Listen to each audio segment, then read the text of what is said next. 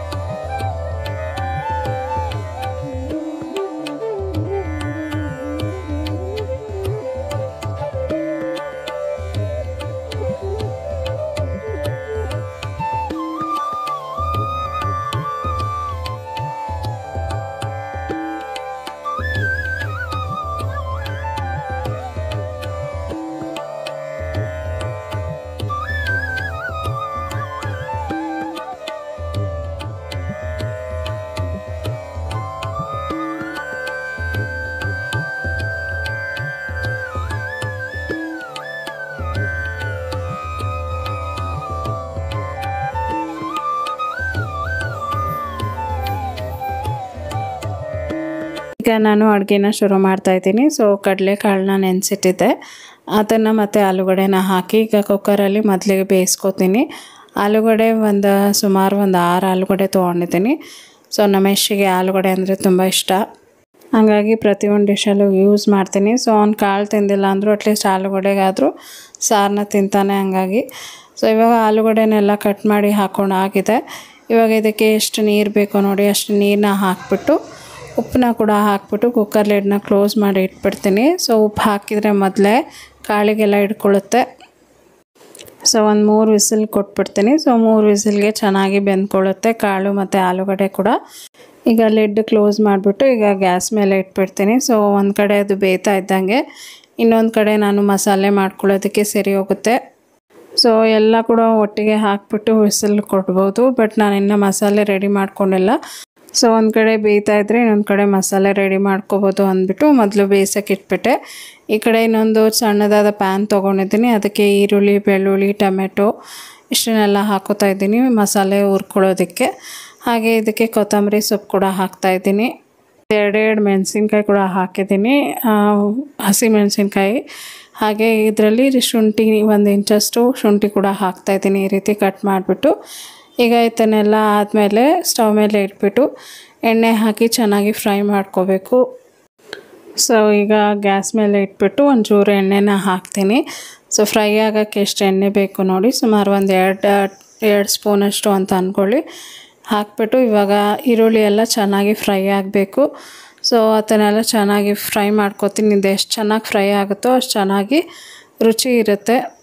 ನಾನು ಎಲ್ಲ ಒಟ್ಟಿಗೆ ಹಾಕಿ ಫ್ರೈ ಮಾಡ್ಕೊತೀನಿ. ಕೆಲವರೆಲ್ಲ ಸಪ್ರೇಟಾಗಿ ಫ್ರೈ ಮಾಡ್ಕೋತಾರೆ. ಅದೇ ಮೊದಲು ಈರುಳ್ಳಿ ಫ್ರೈ ಮಾಡಿಬಿಟ್ಟು ಆಮೇಲೆ ಉಳ್ದಿದ್ದ ಮಸಾಲೆ ಎಲ್ಲ ಹಾಕ್ತಾರೆ. ಸೊ ನಾನೆಲ್ಲ ಒಟ್ಟಿಗೆ ಹಾಕ್ಬಿಟ್ಟು ಫ್ರೈ ಮಾಡ್ತೀನಿ.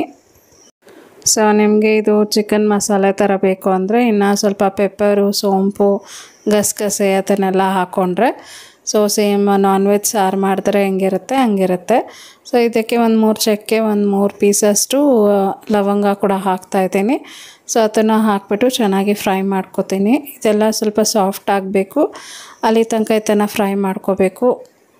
ನಿಮಗೆ ಸಾರು ಗಟ್ಟಿ ಬರಬೇಕು ಅಂದರೆ ನೀವು ಬೇಕಾದರೆ ಕಡಲೆ ಇದೆ ನೋಡಿ, ಹುರ್ಗಡ್ಲೆ, ಅದನ್ನು ಕೂಡ ಹಾಕ್ಕೊಂಡು ರುಬ್ಕೊಳ್ಳೋಕ್ಕೆ ಹಾಕ್ಕೊಂಡ್ರೆ ಗಟ್ಟಿ ಬರುತ್ತೆ.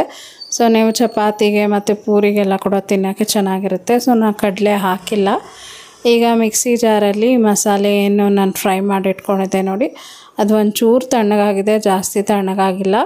ಸೊ ಅದನ್ನು ಇವಾಗ ಮಿಕ್ಸಿ ಜಾರಿಗೆ ಹಾಕ್ಕೊಂಡು ಇದಕ್ಕೆ ಮಸಾಲೆನೆಲ್ಲ ಹಾಕೋತೀನಿ. ಸೊ ನಾನು ಇಲ್ಲಿ ನಾಟಿ ಟೊಮೆಟೊ ತೊಗೊಂಡಿದ್ದೀನಿ. ಸೊ ನಾಟಿ ಟೊಮೆಟೊನೇ ತೊಗೊಳ್ಳಿ, ಟೇಸ್ಟ್ ಚೆನ್ನಾಗಿರುತ್ತೆ. ಇನ್ ಕೇಸ್ ನಾಟಿ ಟೊಮೆಟೊ ಇಲ್ಲ ಅಂತಂದರೆ ಫಾರಮ್ ಟೊಮೆಟೊ 1-2 ಹಾಕಿ ಒಂಚೂರು ಹುಣಸೆಹಣ್ಣು ಹಾಕಿ. ಸೊ ಇವಾಗ ಧನಿಯಾ ಪೌಡರ್ನ ಹಾಕ್ತಾಯಿದ್ದೀನಿ. ಧನಿಯಾ ಪೌಡ್ರ್ ಬಂದುಬಿಟ್ಟು 1.25 ಚಮಚ ಧನಿಯಾ ಪೌಡ್ರು.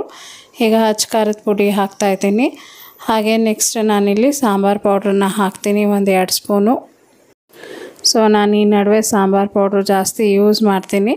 ಸೊ ಚೆನ್ನಾಗಿರುತ್ತೆ ಟೇಸ್ಟು. ನೀವು ಯಾರಾದರೂ ಟ್ರೈ ಮಾಡಿಲ್ಲ ಅಂದರೆ ಟ್ರೈ ಮಾಡಿ ನೋಡಿ. ಈ ರೀತಿ ರುಬ್ಕೊಂಡಿದ್ದೀನಿ. ಈಗ ನಾನು ಒಂದು ಪ್ಯಾನ್ ಇಟ್ಬಿಟ್ಟು ಒಗ್ಗರಣೆನ ಹಾಕ್ಬಿಡ್ತೀನಿ. ಒಂದು ಪ್ಯಾನಿಗೆ ಇವಾಗ ಒಂಚೂರು ಎಣ್ಣೆನ ಹಾಕೋತೀನಿ. ಸೊ ನೀವು ಬೇಕಾದರೆ ಒಂದು ಈರುಳ್ಳಿನ ಸಣ್ಣದಾಗಿ ಕಟ್ ಮಾಡಿ ಇಟ್ಕೊಂಡು ಆಮೇಲೆ ಬೇಕಾದರೆ ಒಗ್ಗರಣೆ ಹಾಕ್ಬೋದು. ಸೊ ಈಗ ಸಾಸಿವೆ ಮತ್ತು ಜೀರಿಗೆನ ಹಾಕ್ತಾಯಿದ್ದೀನಿ. ಸೊ ನೀವು ಬೇಕಾದರೆ ಇದಕ್ಕೆ ಈರುಳ್ಳಿ ಹಾಕಿ ಕರ್ಬೇವಿನ ಸೊಪ್ಪು ಕೂಡ ಹಾಕ್ಕೋಬೋದು. ಸೊ ನಾನು ಜಸ್ಟ್ ಸಿಂಪಲ್ ಒಗ್ಗರಣೆ ಹಾಕ್ತಾಯಿದ್ದೀನಿ, ಸಾಸಿವೆ, ಜೀರಿಗೆ ಮತ್ತು ಒಣಗಿದ ಮೆಣಸಿನ್ಕಾಯಿ. ಈಗ ನಾವು ರುಬ್ಕೊಂಡಿದ್ದೆ ನೋಡಿ ಮಸಾಲೆ, ಅದನ್ನು ಇದರಲ್ಲಿ ಸೇರಿಸ್ತಾ ಇದ್ದೀನಿ. ಸೊ ಮಸಾಲೆ ಆಲ್ರೆಡಿ ಫ್ರೈ ಮಾಡಿರೋ ಅಂಥ ಮಸಾಲೆ ಆಗಿರೋದ್ರಿಂದ ಜಾಸ್ತಿ ಏನು ಫ್ರೈ ಮಾಡೋದು ಬೇಕಿಲ್ಲ, ಒಂದು ಸ್ವಲ್ಪ ಫ್ರೈ ಮಾಡಿದರೆ ಸಾಕು. ಈಗ ಇದಕ್ಕೆ ನಾನು ಬೇಯಿಸಿಟ್ಕೊಂಡಿದ್ದೆ ನೋಡಿ ಕಡಲೆಕಾಳು ಮತ್ತು ಆಲೂಗಡ್ಡೆ, ಅದನ್ನು ಸೇರಿಸ್ತೀನಿ. ಅದಕ್ಕೆ ಮುಂಚೆ ಒಂಚೂರು ಅರಿಶಿನ ಪುಡಿನ ಸೇರಿಸ್ತಾ ಇದ್ದೀನಿ. ಸೊ ಕಡಲೆಕಾಳು ಆಲೂಗಡ್ಡೆ ಚೆನ್ನಾಗಿ ಬೆಂದಿತ್ತು. ಸೊ ನೀರು ಸಮೇತನೇ ಹಾಕ್ತೀನಿ, ಅಂದರೆ ನೀರು ಒಂಚೂರು ಸಪ್ರೇಟಾಗಿ ತೆಗೆದಿಟ್ಕೊಂಡೆ ಮಿಕ್ಸಿ ಜಾರಿಗೆ ಹಾಕ್ಬಿಟ್ಟು ಅದರಿಂದ ಹಾಕೋಣ ಅಂದ್ಬಿಟ್ಟು. ಸೊ ಕಾಳು ಮತ್ತು ಆಲೂಗಡ್ಡೆ ನೋಡಿ, ಆಲೂಗಡ್ಡೆ ಏನು ಸ್ಮ್ಯಾಶ್ ಆಗಿಲ್ಲ, ಚೆನ್ನಾಗೇ ಇತ್ತು. ಅಂದರೆ ಪೂರ್ತಿ ಬೆಂದಿಲ್ಲ, ಅಂದರೆ ಸ್ಮ್ಯಾಶ್ ಆಗೋ ರೀತಿ ಏನು ಬೆಂದಿಲ್ಲ. ಸೊ ತಿನ್ಬೋದು ಆ ರೀತಿ ಇತ್ತು. ಹಾಗೆ ನೋಡಿ ಇವಾಗ ನೀರನ್ನ ಹಾಕಿದೆ ಮಿಕ್ಸಿ ಜಾರಿಗೆ, ಅದೇ ಬಿಸಿ ನೀರನ್ನೇ ಹಾಕಿಬಿಟ್ಟು, ಅಂದರೆ ಕಾಳು ಬೇಯಿಸಿದೆಯಲ್ಲ ಅದೇ ನೀರನ್ನ ಹಾಕಿಬಿಟ್ಟು ಆ ನೀರನ್ನೇ ಇದಕ್ಕೆ ಹಾಕಿದ್ದೀನಿ. ಸೊ ಸಾರು ಕುದಿ ಬಂದಿದೆ, ಸಾರು ರೆಡಿಯಾಗಿದೆ. ಇವತ್ತಿನ ವ್ಲಾಗ್ ಇಷ್ಟೇ. ಇವತ್ತಿನ ವ್ಲಾಗ್ ನಿಮ್ಗೆ ಇಷ್ಟ ಆದರೆ ದಯವಿಟ್ಟು ಲೈಕ್ ಮಾಡಿ, ಶೇರ್ ಮಾಡಿ, ಕಮೆಂಟ್ ಮಾಡಿ, ಸಬ್ಸ್ಕ್ರೈಬ್ ಮಾಡಿ. ಮತ್ತು ನಾಳೆ ಒಂದು ಹೊಸ ವೀಡಿಯೋ ಒಂದಿಗೆ ಭೇಟಿ ಆಗ್ತೀನಿ. ಅಂಟಿಲ್ ದೆನ್ ಟೇಕ್ ಕೇರ್, ಬಾಯ್.